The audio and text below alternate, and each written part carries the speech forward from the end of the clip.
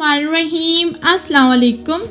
کیا آپ نے کبھی سوچا ہے کہ ایک تنہا ماں بے آباد و گیا صحرا میں، نہ کوئی سایہ، نہ کوئی پانی، نہ کوئی انسان، صرف ایک معصوم بچہ اور اللہ پر کامل یقین، آخر وہ کیسے زندہ رہی؟ یہ صرف ایک کہانی نہیں بلکہ صبر، توکل اور موعظے کی وہ عظیم داستان ہے جو قیامت تک مسلمانوں کے دلوں کو گمراہ گرما دیتی ہے۔ یہ داستان ہے حضرت ہاجرہ علیہ السلام اور ان کے لختے جگر حضرت اسماعیل علیہ السلام کی اور آب زمزم کی ابدی معجزے کی۔ حضرت ہاجرہ علیہ السلام کون تھی؟ حضرت ہاجرہ علیہ السلام اللہ کے جلیل القادر نبی حضرت ابراہیم علیہ السلام کی زوجہ محترمہ تھی۔ اب نہایت ہی صابر، شاکرہ اور اللہ پر کامل یقین رکھنے والی خاتون تھی۔ آپ کا تعلق مصر سے بتایا جاتا ہے اور بعد میں آپ حضرت ابراہیم علیہ السلام کے نکاح میں آئی۔ ان کے بطن سے پیدا ہونے والے بیٹے حضرت اسماعیل علیہ السلام نہ صرف ایک عظیم نبی بلکہ ان کی ہی نسل سے خاتم النبیین حضرت محمد صلی اللہ علیہ وآلہ وسلم تشریف لائے۔ سوچیں، ایک ماں جسے اللہ نے ایسی نسل کا ذریعہ بنایا جو قیامت تک ہدایت کا چراغ بنے گی، کیا اس کی آزمائش عام ہو سکتی ہے؟ کیا یہ اتنا آسان تھا کہ اس ایک ماں نے اپنے بیٹے کو اس ویرانے میں لے کر گئیں جہاں نہ پانی تھا نہ کچھ تھا؟ کیا اس ماں کا اس ویرانے میں ایک بیٹے کے ساتھ رہنا ٹھیک تھا؟ کیا یہ اللہ نے ان کے اوپر آزمائش صحیح کی تھی؟ کیا یہ آزمائش انہوں نے مکمل کی تھی؟ ان سب سوالوں کا جواب ہم اس ویڈیو میں لے کر آئے ہیں۔ اللہ کے حکم سے حضرت ابراہیم علیہ السلام اپنی زوجہ ہاجرہ ننھے اسماعیل کو ایک ویران اور بے آبا و گیا وادی میں چھوڑ آئے۔ یہ جگہ بعد میں مکہ مکرمہ کہلائی، لیکن اس وقت وہاں نہ کوئی درخت تھا، نہ پانی، نہ انسان۔ جب حضرت ابراہیم علیہ السلام واپس لوٹنے لگے تو حضرت ہاجرہ نے پوچھا، کیا آپ ہمیں یہاں تنہا چھوڑ کر جا رہے ہیں؟ کوئی جواب نہ ملا۔ پھر پوچھا، کیا یہ اللہ کا حکم ہے؟ حضرت ابراہیم علیہ السلام نے سر جھکا کر اشارہ کیا، ہاں۔ حضرت ہاجرہ نے فوراً وہ تاریخی جملہ کہا، پھر اللہ ہمیں ضائع نہیں کرے گا۔ یہ جملہ صرف اللہ کے لیے نہیں تھا، یہ جملہ صرف الفاظ بھی نہیں تھا، یہ ایمان کی وہ چٹان تھی جس پر آج بھی توکل کی عمارت کھڑی ہے۔ چند دنوں بعد کھجوریں ختم ہوگی، پانی بھی ختم ہو گیا۔ ننھا اسماعیل پیاس سے تڑپنے لگا، ماں کا دل بے قرار ہو گیا۔ وہ ادھر ادھر دیکھنے لگی کہ شاید کوئی قافلہ نظر آ جائے، شاید کہیں پانی مل جائے۔ وہ قریب کی پہاڑی پر چڑھی، یہاں پہاڑی تھی صفا، وہاں سے دیکھا کچھ نظر نہ آیا۔ پھر دوڑ کر دوسری پہاڑی کی طرف گئی، مروہ، اس طرف 7 مرتبہ صفا اور مروہ کے درمیان دوڑتی رہی۔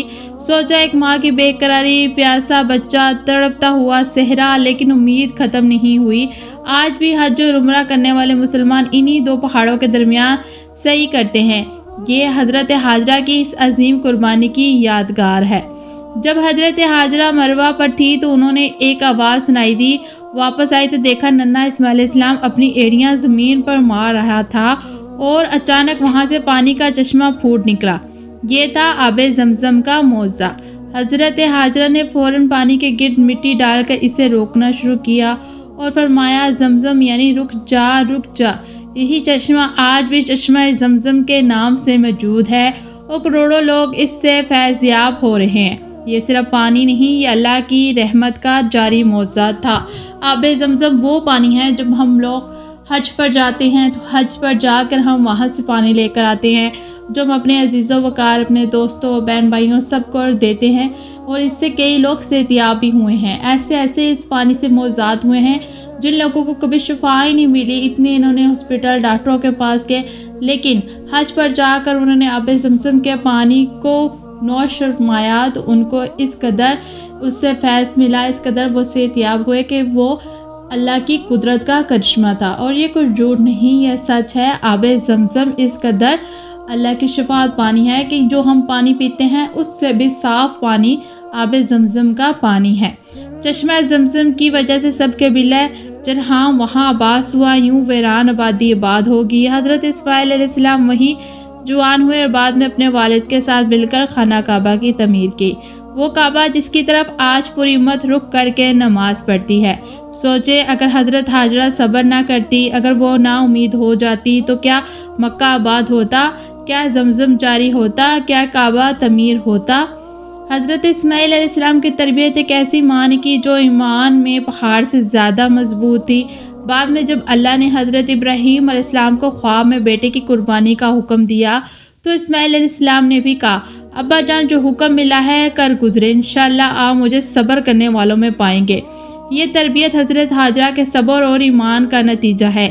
یہ دوسری آزمائش تھی جو حضرت اسماعیل علیہ السلام کی گئی تھی اور حضرت ہاجرہ کی بھی گئی تھی کہ انہوں نے اپنے بچے کو 7 سال کے بچے کو اللہ کی راہ پر قربان کرنے کا سوچا، اور دیکھے اللہ کا معجزہ کہ بچے کی جگہ ایک دمبا آ گیا جس کو قربان کر دیا کہ یہاں سے ہماری عید الاضحیٰ شروع ہوگی، یہ سنت ہماری جاری ہوگی۔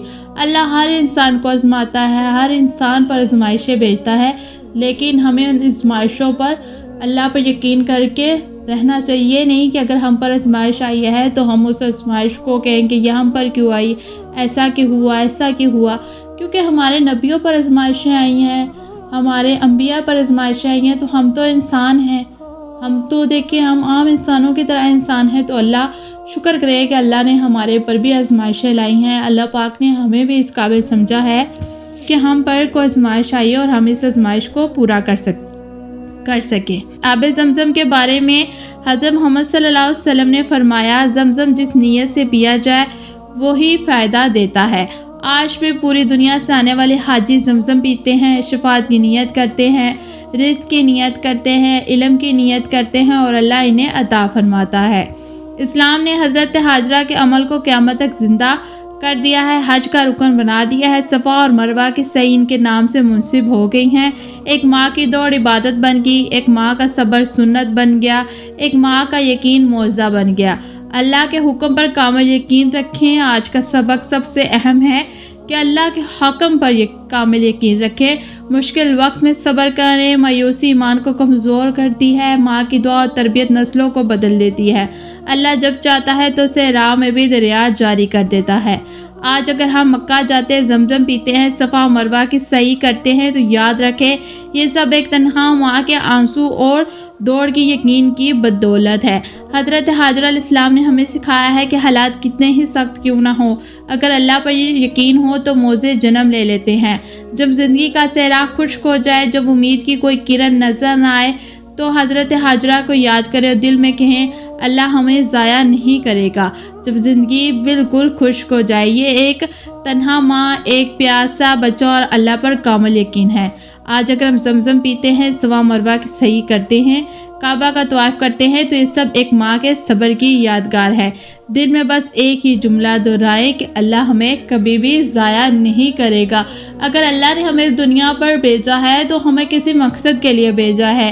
اللہ نے اگر ہمیں کسی مقصد کے لیے بھیجا ہے تو مقصد لازمی ہوگا، یہ اپنے دل میں ہمیشہ رکھیں۔ محترم ناظرین، ماہ رمضان کا مہینہ ہے، اللہ کا لاکھ لاکھ شکر کرے کہ اللہ پاک نے اس ماہ رمضان کا مہینہ ہمیں نصیب عطا فرمایا ہے، ہمیں روزے رکھنے کی سعادت عطا فرمائی ہے، ہمیں اپنے در پر بلایا ہے۔